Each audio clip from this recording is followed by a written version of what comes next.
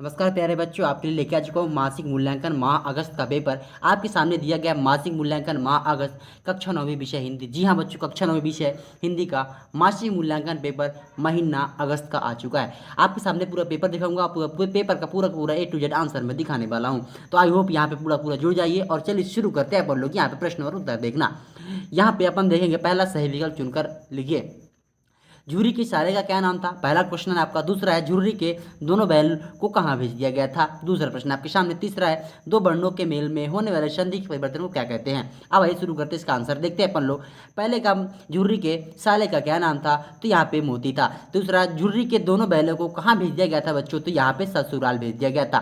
तीसरा है दो वर्णों के मेल में होने वाले परिवर्तन को क्या कहते हैं? तो यहाँ पे संधि कहते हैं। फाइनली आपके प्रश्न क्रमांक फर्स्ट का आंसर कंप्लीट होगा। आई होप आपको वीडियो में आपको कुछ ना कुछ तो मोस्ट इंपोर्टेंट लगेगा। आप सबसे पहले चैनल सब्सक्राइब करना ना भूलेंगे। अब चलिए यहाँ पे देखते हैं अपन लोग खाली स्थान देखेंगे। जी हाँ बच्चों, यहाँ पे आता है सही जोड़ी। प्रश्न क्रमांक 2 सही जोड़ी की बात करेंगे।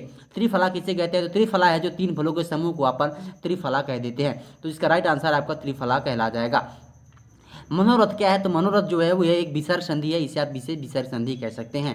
फिर नेक्स्ट बात करते हैं इंद्र का पर्यायवाची क्या होगा? तो इंद्र का पर्यायवाची जो सूर्यपति कहलाता है। ठीक है, इंद्र भगवान क्या होते हैं कि वो अच्छा काम करते हैं, सूर्यपति क्या गंदा काम करता है। ठीक है, यहाँ पे ही भी हर, ही भी ही हर, ये दोनों का क्या है? ये निपात शब्द कहलाते हैं, इसे आप देख सकते हैं। और यहाँ पे नैतिक का विलोम अनैतिक हो जाएगा, नैतिक का विलोम अनैतिक कहा जाएगा। फाइनली इसका आंसर तो कंप्लीट हो गया। चलो एक बार मैं फिर से बता देता हूँ। आपका त्रिफला का पहला नंबर होगा, दूसरा है मनोरथ का दूसरा नंबर होगा, और इंद्र का पर्यायवाची यहाँ पे तीसरा नंबर होगा, चौथे का ही भी भर मतलब यहाँ पे चौथा नंबर हो जाएगा, और पांचवा नंबर ये हो जाएगा। आपके 5 के 5 नंबर यहाँ पे पक्के 100%। अब जल्दी आते हैं यहाँ पे निपात शब्द किसे कहते हैं। प्रश्न है आपका, निपात शब्द किसे कहते हैं? उदाहरण समझाइए, संधि की परिभाषा एवं प्रकार समझाइए, फिर नेक्स्ट मुहावरे और लोकोक्ति में अंतर लिखिए, और समास और संधि परिभाषा लिखिए। अपने विद्यालय के प्रचार को शाला मुक्ति का प्रमाण पत्र लिखिए। अब चलिए शुरू करते हैं प्रश्नों के आंसर जानने के लिए। तो आते हैं आप चलते हैं अपनी उत्तर पुस्तिका की ओर, जिसे हम कॉपी कहते हैं। ये रहा आपका कॉपी, आपके सामने कुछ दिया गया ऐसा। यहाँ पे है रोल नंबर, विषय, और ये पेपर 28 अगस्त को होनी है, और 7 का कक्षा 9वीं का है। अब बाकी चीज़ें भर लीजिएगा, आपके सामने दे दिए गए हैं। ये आता है प्रश्न क्रमांक फर्स्ट है।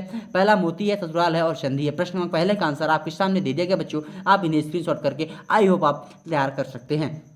अब आते हैं, चलिए प्रश्न नंबर 2 में सही जोड़ी की बात करेंगे।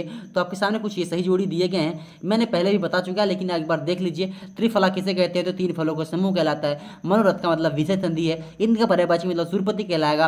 भी और ही और हर मतलब एक निपात शब्द है, और नैतिक का विलोम अनैतिक होगा। फाइनली यहाँ पे 5 नंबर आपके ये कंप्लीट हो जाते हैं बच्चों। और इसे आप वीडियो शेयर करना भूलें। अगर हमारे चैनल पर अगर नए आ रहे हैं आप, तो आप चैनल सब्सक्राइब करें और वीडियो को शेयर करना ना भूलें।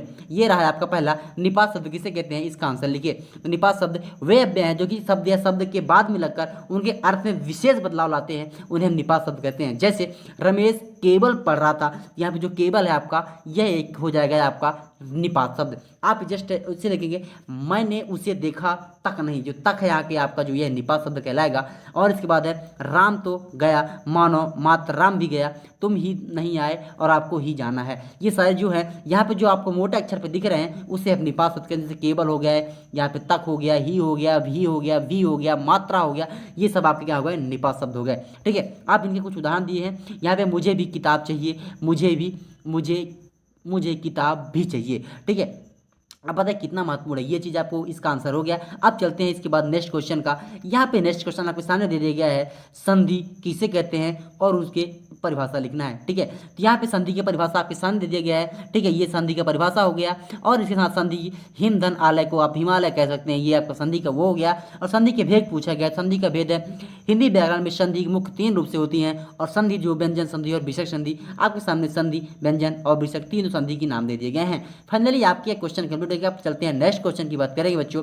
यहाँ पे है मुहावरे और लोकोक्ति में अंतर बात करेंगे। मुहावरे क्या है आपका, देखते हैं। मुहावरे वाक्यांश होते हैं, लोकोक्ति संपूर्ण वाक्य होती है। इनमें प्रायः ना होता है, इसमें प्रायः ना नहीं होता है। ठीक है, इसमें मुहावरे में कुछ मध्य होता है, इसमें लोकोक्ति में अंतर होते हैं। ये विकार होते हैं, ये अविकारी होते हैं। यहाँ पे 5 अंतर पूछा, 5 लिखना, बाकी तो मैंने 10 दे दिए हैं, आपके बल्ले बल्ले। ठीक है, अब चलते हैं यहाँ पे प्रश्न नंबर, इसके बाद नेक्स्ट आएगा, और वो नेक्स्ट प्रश्न आपका समास की बात करेंगे। ये रहा आपका समास। समास की परिभाषा है और समास के प्रकार हैं। समास का अर्थ होता है संक्षेप, और संक्षेप 2 या 2 से अधिक शब्दों से मेल से बना शब्द को समास कहते हैं। समास के 6 भेद होते हैं। अव्ययीभाव समास, तत्पुरुष समास, कर्मधारय समास, बहुब्रीहि समास, द्विगु समास और द्वंद्व समास। ये आपके 6 के 6 सब भेद कंप्लीट हो गए और आई होप कि ये आपको वीडियो अच्छा लगा होगा। और बस एक क्वेश्चन और बचा है, वो क्वेश्चन कंप्लीट करते हैं फिर अपन बात करते हैं। ठीक है, यहाँ पे है प्रति श्रीमान प्रधानाध्यापक महोदय, संस्कृत मध्य विद्यालय देवास मध्य प्रदेश। ये आप अपनी जगह का नाम लिख देना। यहाँ पे आता है विषय शुल्क, शाला शुल्क माफ करने हेतु आवेदन पत्र। तो यहाँ पे शाला शुल्क माफ करने का आवेदन पत्र आपके सामने दे दिया गया है। और यहाँ पे शम्य निवेदन है कि आपकी विद्यालय कक्षा 12वीं का छात्र हूँ, मेरी आर्थिक स्थिति अच्छी नहीं है।